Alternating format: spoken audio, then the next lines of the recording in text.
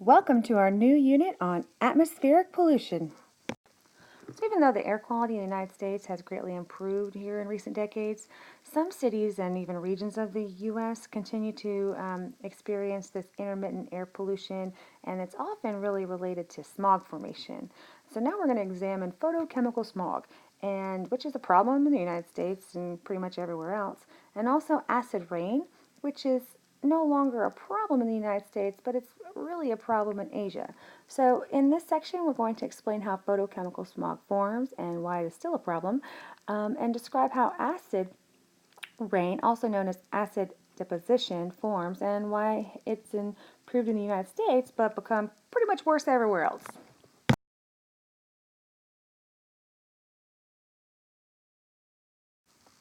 So a recent headline for the U.S. read, EPA says half of the U.S. is breathing excessive levels of smog.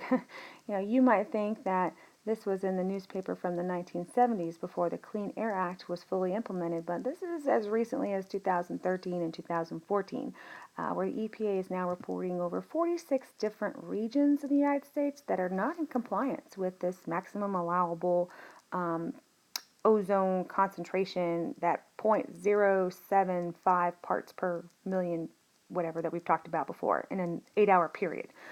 So although sulfur and nitrogen and carbon monoxide pollutants have been reduced well below specified standards since the Clean Air Act was implemented, photochemical smog and ozone present an especially difficult challenge because here the reason lies in the chemistry of smog formation and the behavior of its atmospheric process during changing weather conditions, and all these things that make it far more complex to study and really difficult to predict.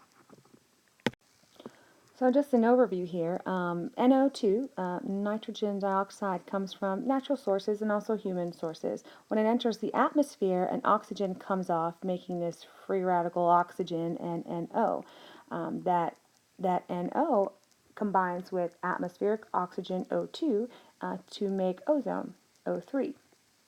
So ozone also has this natural deconstruction process where O3, when it interacts with nitrogen monoxide, produces atmospheric oxygen and NO2, which is used by a variety of different things. So the buildup of photochemical smog is interesting in how this happens. If you remember one of them from this previous lecture, that one of them's colored and one of them's not. So nitrogen dioxide interacts with the atmosphere and creates nitrogen monoxide in this free radical oxygen. Well, that nitrogen monoxide, when it interacts with VOx, it produces a photochemical oxidant. And this photochemical oxidant, when it interacts with ozone, produces this photochemical smog. Okay, so what's unique about this diagram is that it takes place during the day in the presence of sunlight. When there's an abundance of nitrogen oxides and they're present in the atmosphere, and there's very few VOx present, like nitrogen dioxides, and they split to form this nitrogen monoxide type of thing. It also shows that a few hours later, when sunlight intensity decreases and then nitrogen oxide is still present in the atmosphere, what happens? What happens to all of those? Volatile organic compounds come from human activity, like the spilling of gasoline and on pavement, and from other natural sources like the forest. So when these VOx compounds are absent or in a small quantity, the cycle of ozone formation and destruction generally takes place on a daily basis and relatively in small amounts. And there's a different scenario though when these VOx are present and at nighttime. To understand this, temperature also influences air pollution conditions in a more complex way. So normally temperatures decrease as altitude increases. I'm going to show you how this works on the next slide here, but to learn the vocabulary, there's a thermal inversion. All right, that's a situation in which this warm layer of air at mid-altitude covers a layer of cold air dense that is below it. And an inversion layer is that layer of warm air that traps the emissions of all this thermal inversion. So the warm air inversely layer traps an emissions and then it accumulates all that junk underneath it. Thermal inversions that create pollution events are particularly common in most cities where there's a high concentration of vehicle exhaust and industrial emission, and that's easily trapped inside of this inversion layer. So during the day, it's easily explained. As I increase in altitude and increase in temperature, my conditions can maintain this normal line. But the thermal inversion occurs at nighttime, where increasing in altitude and increasing in temperature have a little bit more of a complex structure, and that's really because of this relatively warm air that is trapped. So let me see if I can explain. All right, so this warm air, which is less dense than the colder air above it, and it can easily rise, disperses pollutants into the upper atmosphere. This allows pollutants from the surface to be reduced. All right, well, reduced or diluted by the atmosphere above. All right, so during the thermal inversion, which is shown here in the bottom, a relatively warm layer of air at mid-altitude covers a cold layer of more dense air below. And this warm layer of air is trapped between these two colder layers of air, and that layer is called the inversion layer. All right, so because the air is closest to the surface of Earth is dense, more dense than the air that's above it, the cool air and the pollutants within it do not rise. Thus, the inversion layer is trapped, the emissions accumulation of junk beneath it. And this trapped emissions can cause a severe pollution event. So thermal inversions that create pollution events are particularly common in cities where, a lot of exhaust happens during the day, like a commute. And these thermal inversions can also lead to other forms of pollution. So this event, there's a really good example, unfortunately, for it's pronounced Tianjin, China, and there's an example in the spring of 1998. This northern Chinese city, a cold spell occurred after the city had shut off its central heating system for the season, and it led to many households using these coal burning stoves for heat. And so the temperature inversion trapped this carbon monoxide and particulate matter from the coal that was used in all of these stoves, and it caused over 1,000 people to suffer carbon monoxide poisoning and some type of respiratory ailment from this polluted air, and people died.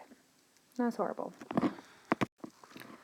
Acid deposition, also known as acid rain. See, rain naturally occurs somewhat acidic anyway, because there's a reaction between the water in the atmosphere, carbon dioxide, and that basically lowers the pH from this neutral 7 to like a 5.6 anyway. um, and so acid rain is a pH that is lower than 5.6. So it's very acidic rain. And this occurs from a human level when nitrogen oxides and sulfur oxides are released into the atmosphere, and they combine with atmospheric oxygen and water, and they form this secondary pollutant known as nitric acid and sulfuric acid. The secondary pollutants further break down into these nitrate and sulfates, and then they form these H plus ions, or they release these H plus ions. And these hydrogen ions are what cause the acidification process of the rain. And so acid deposition has been reduced in the United States, but not reduced everywhere. Really, the problem with this is how it travels. All right, so cities, you can live out in the country where things look beautiful and still be highly affected by these secondary pollutants. So in the cities, these NOx and SOx, nitrogen oxides, they come up as a primary pollutant, as we've discussed, and they interact with O2, atmospheric oxygen, and then winds come by and they will definitely move them, and then when it starts to interact with water, it becomes a secondary pollutant. So in the air, we have sulfuric acid and these nitric acids, and they go through a reaction process and form these H plus ions. And if you remember anything from chemistry, pH is partial hydronium, and so pH is we follow these H plus ions. And so anytime we get an increase of those in the atmosphere or rain, we have a decrease in pH. Now that you know some basics about how acid rain works and how it's formed, let's talk about its effects. So acid rain increased in the United States pretty substantially from the 1940s to about the 1990s due to this increase in all this human activity. And it had a variety of effects on materials like agricultural lands and really on aquatic and terrestrial natural habitats in general. Newspaper headlines in the US and Europe from the 1980s contained like these really frequent reports on the effects of acid rain on forests and lakes and streams, and there were also lots of pictures of buildings and everything being harmed by it. The effects of acid deposition may be direct, like a decrease in the pH and it goes into the lake water, or it can also be indirect. And this is often difficult to determine an effect of it if it's indirectly made. It makes things more challenging for people who write laws. So the greatest effect of acid rain has really been on the aquatic ecosystems, lowering the pH of lakes and streams and really most of all aquatic life in North America and even like Scandinavia and the United Kingdom and that northern hemisphere area. And that's caused a decrease in the diversity of aquatic organisms. And many species require a specific pH in order to survive and reproduce. And so narrowing this range due to environmental conditions affects life.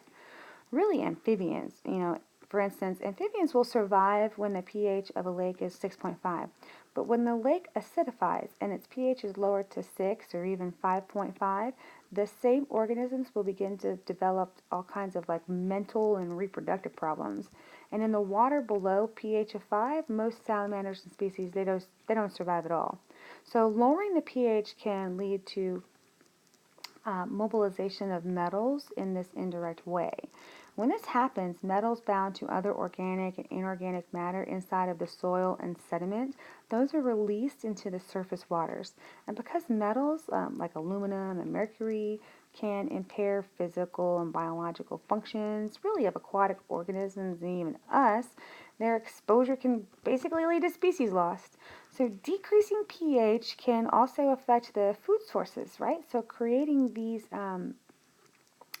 trophic diagrams of this natural process can really be affected.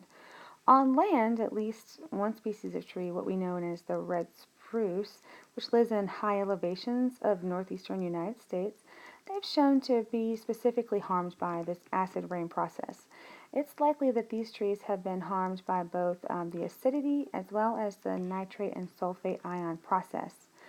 People are not harmed directly who come in contact with acid rain. They're not really harmed directly. So it's an indirect effect. Our skin is this very robust barrier that shields us from a lot of the outside world. So human health is really more affected by the precursors of acid rain, like the sulfur dioxide and nitrogen oxides we talked about. Acid deposition can, however, affect human buildings, like statues and monuments, and like if you've ever seen those pictures in the newspaper about ancient Greece or statues that are that have black stuff all over them or that are decaying due to these acid rain type of things. This damage happens because acid rain, those H plus ions, they interact with building materials, and those hydrogen ions like to interact with calcium carbonates and limestones and stuff. And in this process, the calcium carbonate materials dissolve, which is I know is a bad chemistry word, but they dissolve. The more acid in precipitation, the more hydrogen ions are there to interact with building materials like calcium carbonate. And so the damage occurs indirectly.